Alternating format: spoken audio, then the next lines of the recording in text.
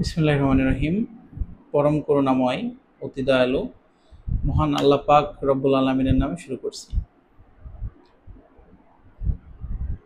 ভিডিওতে আমাকে যারা দেখছেন তাদের সবাইকে আমার আন্তরিক শুভেচ্ছা এবং সালাম। আসসালামু আলাইকুম রহমতুল্লাহ। এইচএসসি 25 পরীক্ষা প্রায় শেষ। কেমিস্ট্রি পরীক্ষাটা যদি বিলম্ব না হতো তাহলে এতদিনে শেষ হয়ে যেত।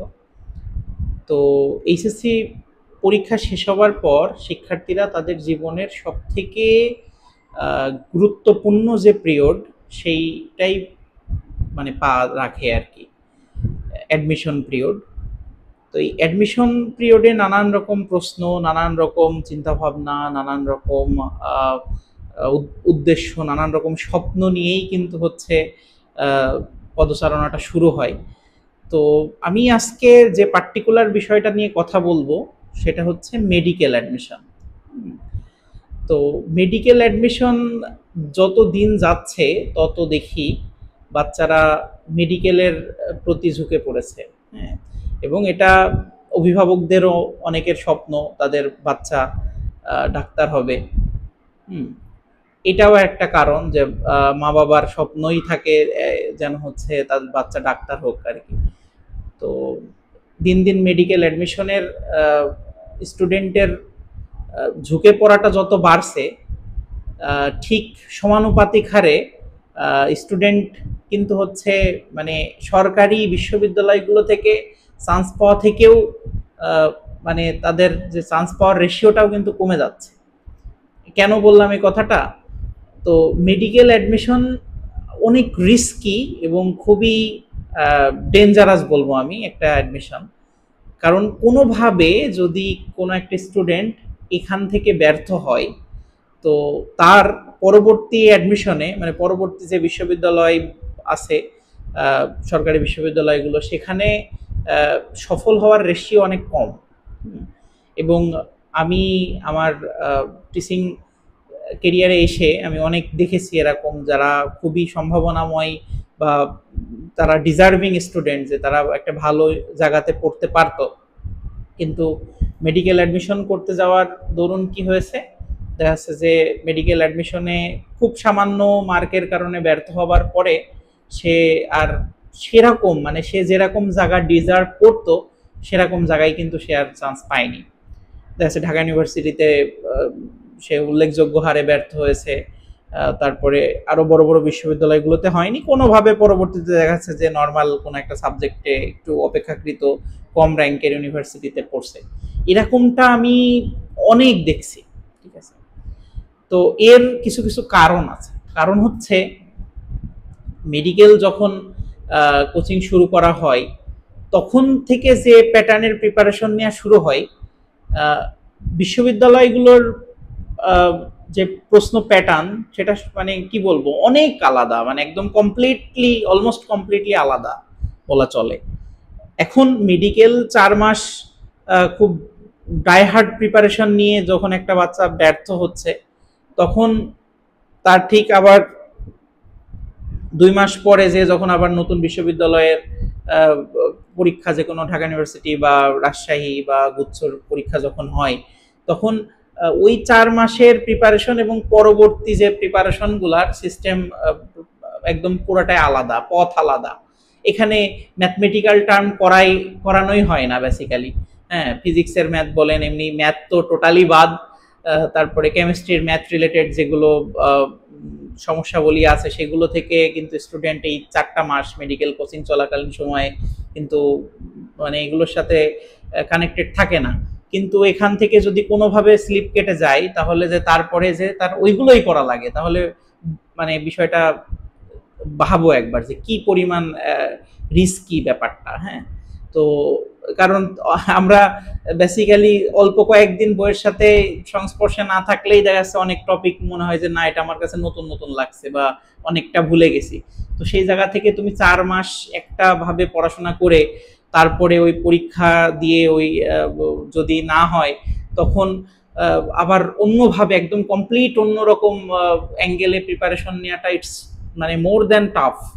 ঠিক আছে, এটা মানে বলছি যতটা কঠিন ভাবে, এটা বাস্তবে যারা ফিল করে তাদের কাছে আরো বেশি কঠিন লাগে। কারণ মেডিকেলের অ্যাডমিশনটা দিয়ে যদি কেউ ব্যর্থ হয় তখন সে অলরেডি একটা ট্রমার মধ্যে থাকে। তো সেখান থেকে নিজেকে কাটিয়ে উঠে আবার এরকম একটা নতুন লক্ষ্য সেট করে একটা নতুন আবার ডিরেকশন নিয়ে নতুনভাবে সবকিছু শুরু করা, মানে ইটস ক্লোজ টু ইম্পসিবল। তো যাই হোক, এজন্য আমি কথাগুলো বললাম যে তুমি যদি খুব বেশি ডিটারমাইন হও যে হচ্ছে মেডিকেল কোচিং করবা, বা তোমার পরিবারের স্বপ্ন থাকে যে তুমি মেডিকেল কোচিং করবা, তাহলে তোমাকে এটা ভেবে নিয়েই মেডিকেল কোচিংয়ে অ্যাডমিট হতে হবে যে আমার আর কোনো মানে উপায় নাই, অ্যাপার্ট ফ্রম মেডিকেল আমার সামনে আর কোনো রাস্তা নাই, আমাকে এখানে চান্স পাইতেই হবে, ডু অর ডাই। জাস্ট এই মাইন্ডসেট আপনি থাকতে হবে যে আমি মেডিকেলে চান্স পাবো, আদারওয়াইজ আমার কোনো সরকারি বিশ্ববিদ্যালয় হবে না, এরকম একটা মানে মাইন্ডসেট নিয়ে তোমাকে মেডিকেল অ্যাডমিশনে যাইতে হবে। এবং প্রতিটা দিন তো অনেক বড় হয়ে গেল, প্রতিটা তোমার ঘন্টাকে ইউটিলাইজ করতে হবে। কারণ মেডিকেল অ্যাডমিশনের যে অ্যাপ্লিক্যান্ট, হ্যাঁ, এই অ্যাপ্লিক্যান্ট সংখ্যা অনেক দেশের জনসংখ্যার থেকেও বেশি, ক্যান ইউ ইভেন ইমাজিন? এবং এই নাম্বারটা ইনক্রিজিং ডে বাই ডে, মানে চোখে পড়ার মতো ভাবে বাড়ছে নাম্বারটা। তো যেটা আমার এটা একটা সংবিধিবদ্ধ সতর্কীকরণ ছিল যে আমার অবস্থাটা আমি বুঝলাম না যে আমি আসলে কতটা ওর্থ এনাফ, যে আমি আসলে এই হিউজ প্রতিযোগিতার মধ্যে টিকে থাকতে পারবো কিনা সেটা না ভেবে, আপাতমস্তক না বুঝে এবং ভবিষ্যৎ চিন্তা ভাবনা না করে আমি মেডিকেল কোচিংয়ে ভর্তি হয়ে গেলাম। এটার ফল কিন্তু ভালো হয় না কোনোভাবেই। হ্যাঁ, কারণ এটা তো আমি প্রথমেই বললাম খুব রিস্কি এবং হচ্ছে খুবই চ্যালেঞ্জিং, ডেঞ্জারাস একটা সিদ্ধান্ত হবে যদি তুমি মেডিকেল কোচিং করতে চাও। আমি কিন্তু মোটেও ডিমোটিভেট করছি না, হ্যাঁ, এটা একটা বিষয় আমি বলে রাখি। তো মেডিকেল কোচিং করতে যাওয়ার আগে তোমাকে আসলে তোমার লেভেলটা বুঝতে হবে এবং মানে এই জিনিসগুলো মানে আগে থেকে জেনে তারপরে তোমাকে কোচিংয়ে যাইতে হবে। এটা আমার উদ্দেশ্য বোঝানোর, যে মেডিকেল কোচিং করার জন্য তোমাকে হাইলি ডিটারমাইন্ড হতে হবে যেন ওখানেই হয়। হ্যাঁ, মানে আর কোনো নো ওয়ে আউট, বিষয়টা এরকম আর কি। আবার আরেকটা ব্যাপার আছে, এখানে রেজাল্টের কিছু মার্ক এখানে কিন্তু লাগে, যে রেজাল্টের 200 মার্ক আছে। তো এখন এই 200 মার্কের ভিতরে তুমি ধরো এইচএসসি পরীক্ষাই দাওনি ভালো করে, তো এইচএসসি পরীক্ষা যদি তোমার এরকম মানে দোটা না থাকে যে না আমি এ প্লাস নাও হতে পারে আমার হচ্ছে, বা কোনো রকম পরীক্ষা দিছি এ প্লাস হওয়ার সম্ভাবনা নাই, তো এইরকম যারা আছো এবং তোমরা প্লিজ মেডিকেল কোচিং এর দিকে যাইও না। কারণ তুমি রেজাল্টের মার্কেই যদি পিছিয়ে থাকো তাহলে তুমি ওই ওদের বাকিদের সাথে লড়বা কি করে, এটা তো আসলে খুবই কঠিন হয়ে যাবে। তো যদি এরকম কনফিডেন্স থাকে যে না আমার এইচএসসিতে এ প্লাস হবেই ইনশাআল্লাহ, এবং আমি হচ্ছে আমার প্রিপারেশন বায়োলজির সহ যে থিওরিটিক্যাল ব্যাপার স্যাপারগুলো আছে সাবজেক্ট, সেগুলোতে আমি অনেক মোটামুটি ভালো এক্সপার্ট, এবং হচ্ছে সামনের পরীক্ষাগুলোর প্রত্যেকটা টাইম আমি সেইভাবে ইউটিলাইজ করব, তাহলে তুমি যেতে পারো।